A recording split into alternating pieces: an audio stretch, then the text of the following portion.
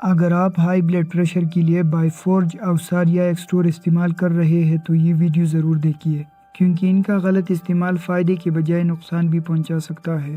دراصل بائیفورج اوسار اور ایکسٹور مختلف کمپنیوں کی بنائی ہوئی برانڈز ہے، لیکن ان تینوں میں ایک ہی فارمولہ یعنی ایملوڈیپین اور والسرٹان موجود ہوتا ہے۔ ان میں بنیادی فرق صرف کمپنی کا ہے، جو کہ تینوں ہی معیاری کمپنیز ہے۔ آج کی اس ویڈیو میں ہم ان دواؤں کی مکمل معلومات آسان زبان میں جانیں گے۔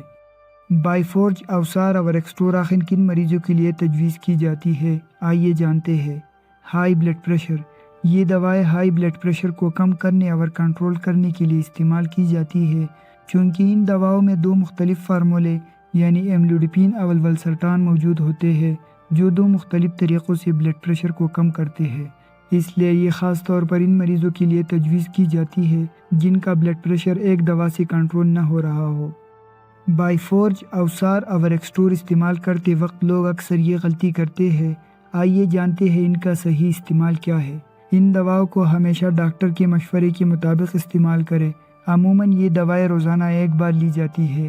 اگر خوراک رہ جائے تو بعد میں پوری کرنے کے لیے ڈبل خوراک ہرگز نہ لیں۔ ان دواؤں کو کھانے کے ساتھ یا بغیر لی جا سکتی ہے، لیکن ہر روز ایک ہی وقت پر لینے کی کوشش کریں۔ ان دواؤں کو اچانک بند نہ کریں، کیونکہ اس سے بلڈ پریشر دوبارہ بڑھ سکتا ہے۔ بلڈ پریشر کو بہتر طریقے سے کنٹرول ہونے میں تقریباً 2 ہفتے لگ سکتے ہیں، اس لیے ڈاکٹر کی بتائی ہوئی مدت تک ان دواؤں کو باقاعدگی سے استعمال کریں، چاہے آپ خود کو بہتر ہی کیوں محسوس نہ کریں۔ بائیفورج اوسار اور ایکسٹور استعمال کرنے سے درج ذیل عام مضر اثرات ہو سکتے ہیں: سر درد، چکر آنا، تھکاوٹ یا کمزوری محسوس ہونا، پیٹ میں درد، کھانسی، متلی یا قے، جنسی کمزوری۔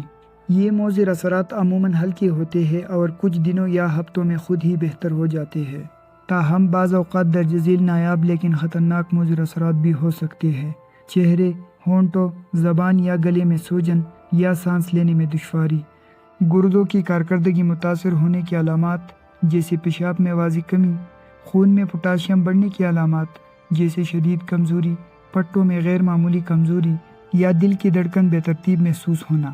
ایسی صورت میں دوا فوراً بند کرے، ڈاکٹر یا اپنے فارماسسٹ سے رجوع کرے۔ بائیفورج اوسار اور ایکسٹور آخر ہائی بلڈ پریشر کو کیسے کنٹرول کرتی ہے، آئیے جانتے ہیں۔ ہمارے جسم میں بعض اوقات خون کی نالیاں تنگ ہو جاتی ہے، جس کی وجہ سے بلڈ پریشر بڑھ جاتا ہے۔ ان دواؤں میں 2 مختلف فارمولے موجود ہوتے ہیں، یعنی ایملوڈیپین اور والسرٹان، جو 2 مختلف طریقوں سے بلڈ پریشر کو کم کرنے میں مدد دیتی ہے۔ ایملوڈیپین خون کی نالیوں کو ریلیکس کر کے انہیں چوڑا کرتی ہے، جس سے خون آسانی سے گزرنے لگتا ہے اور بلڈ پریشر کم ہو جاتا ہے، جبکہ والسرٹان جسم میں ایک ایسے مادے کے اثر کو روکتی ہے جو خون کی نالیوں کو تنگ کرتا ہے۔ اس طرح خون کی نالیاں کھلی رہتی ہے اور بلڈ پریشر کم ہونے میں مدد ملتی ہے۔ چونکہ یہ دونوں فارمولے مختلف طریقوں سے کام کرتی ہے، اس لیے ایک ساتھ مل کر بلڈ پریشر کو زیادہ مؤثر طریقے سے کنٹرول کرنے میں مدد دیتی ہے۔ بائیفورج اوسار اور ایکسٹور استعمال کرنے سے پہلے درج ذیل باتوں کا ضرور خیال رکھیے۔ حاملہ خواتین یا حمل کا ارادہ رکھنے والی عورتیں یہ دوائیں استعمال نہ کریں۔ بچوں کو دودھ پلانے والے مائیں دوائیں استعمال کرنے سے پہلے ڈاکٹر سے مشورہ کریں۔ جگر کی بیماری یا بزرگ افراد ان دواؤں کو ڈاکٹر کی ہدایت کے مطابق استعمال کریں۔ یہ دوائیں 18 سال سے کم عمر بچوں کے لیے تجویز نہیں کی جاتی۔ علاج کے دوران اپنا بلڈ پریشر باقاعدگی سے چیک کرواتے رہیں۔ اگر آپ بائیفورج اوسار یا ایکسٹور استعمال کر رہے ہیں تو درج ذیل دواؤں کے بارے میں ضرور جان لیں، کیونکہ ان کے ساتھ استعمال کرنے سے مضر اثرات کا خطرہ بڑھ سکتا ہے۔ پیشاب زیادہ کرنے والی دوائیں: ایمیلورائڈ، اسپائرونولیکٹون اور ٹریمٹیرین۔ پوٹاشیم سپلیمنٹ یا پوٹاشیم والی نمک کے ساتھ استعمال کرنے سے بھی خون میں پوٹاشیم بڑھنے کا خطرہ ہوتا ہے۔ اگر آپ دل، گردوں یا بلڈ پریشر کی کوئی اور دوا استعمال کر رہے ہیں تو بائیفورج اوسار یا ایکسٹور شروع کرنے سے پہلے اپنے ڈاکٹر یا فارماسسٹ کو ضرور بتائیں۔ تو آج کی ویڈیو میں ہم نے بائیفورج اوسار اور ایکسٹور کے بارے میں مکمل معلومات حاصل کی۔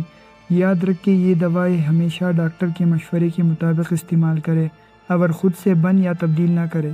مزید ایسی ہی صحت اور ادویات سے متعلق معلومات کے لیے ہمارے چینل کو سبسکرائب کریں۔ شکریہ۔